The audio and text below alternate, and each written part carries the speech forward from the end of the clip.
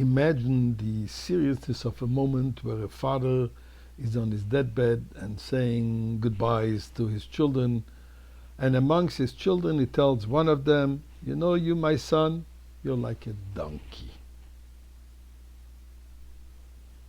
What does that mean? Yet this is what Yaakov Avinu says to his son Issachar.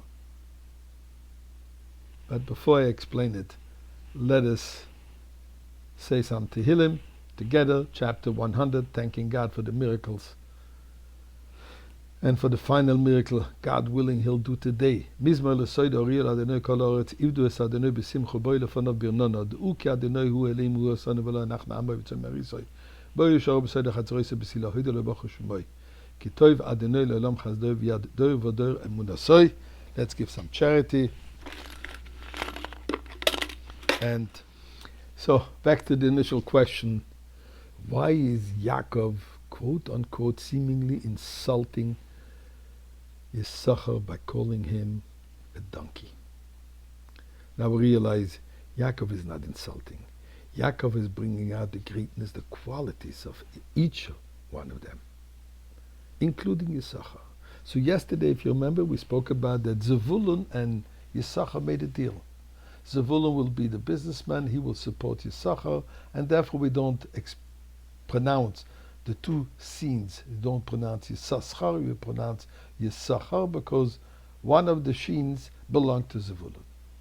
So Issachar is the studious one. Chamoyer is an animal that is capable of carrying extremely heavy loads. So Chamor is that symbol for the studious one, the stubborn one, the one who sits day and night and studies Torah. And it's very interesting that the word Chamor, which is spelled Ches Mem Vav Reish, is actually an acronym for Chacham Mufla V'Rav Rabbanon, a great scholar and a great teacher. Chacham Mufla V'Rav Rabbanon, Chamor. So this is not an insult. But then he says further in the pasuk, "Vayet shichmo lisboil, vayehi lemas oived," and he will bend his shoulders, and making it a servant paying tribute. Lemas oived, a servant who is paying tribute, paying mas, paying taxes. What is he saying here? So here is a very fascinating concept. The Alter Rebbe says in Tanya, based on what the Gemara says, that you cannot compare someone who studies something 100 times to someone who studies 101 times.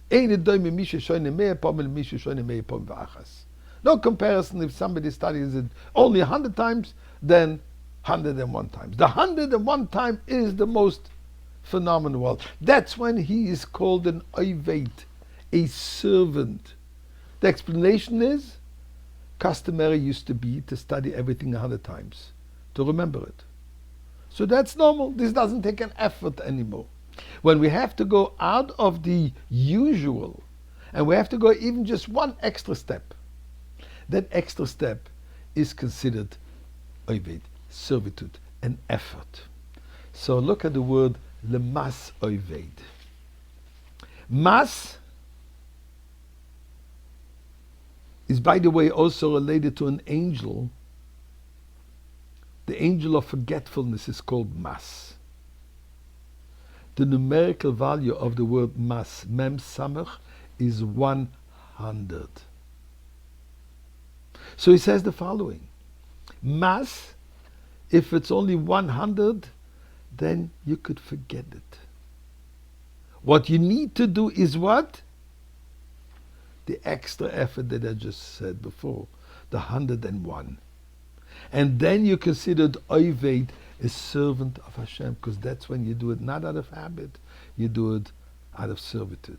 And I look to something very beautiful that is brought from the Kli Yakar. The difference between forgetting and remembering.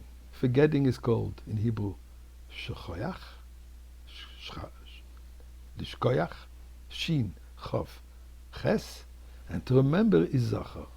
The numerical value of shin chof ches, which is forgetfulness, is 328. When you take off from forgetting the word Zachar, which is 227, you come to a total of 101.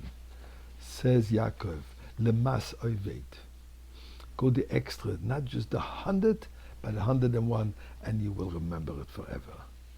So Yaakov is not insulting, Yaakov is encouraging. And Eibishter, we'll be learning Torah, we're not forgetting these blessings, and we want you to remember to take us out of Golus today.